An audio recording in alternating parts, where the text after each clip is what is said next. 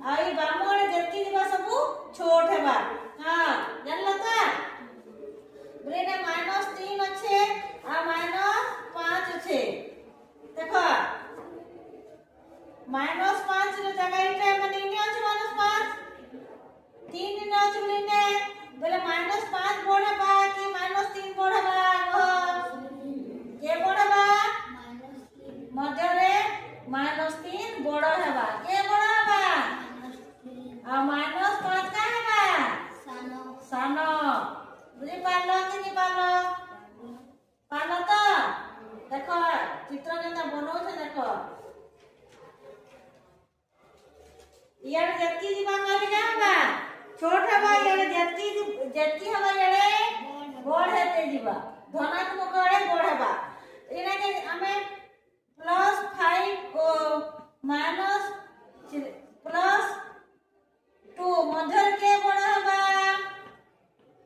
के बड़ हेबा कह +5 और +2 इने +5 और +2 के बड़ हेबा +2 रो जगह दुटा लिख दी छे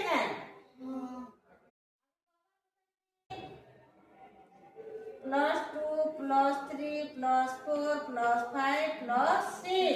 बुझ पाला हां +2 रो जगह इटे और +5 रो जगह इटे है तो दुटा से के बढ़ला +5 एते लगिटा के +5 बड़ +2 का बा सानो तुम्हें जान लो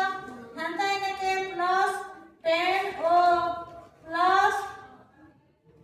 निमा -10 ओ +2 मध्य रे के बड़ हेबा एथेन कह हां आसो तुम्हें दुई जन बताबो एथेन हला के बड़ सानो -10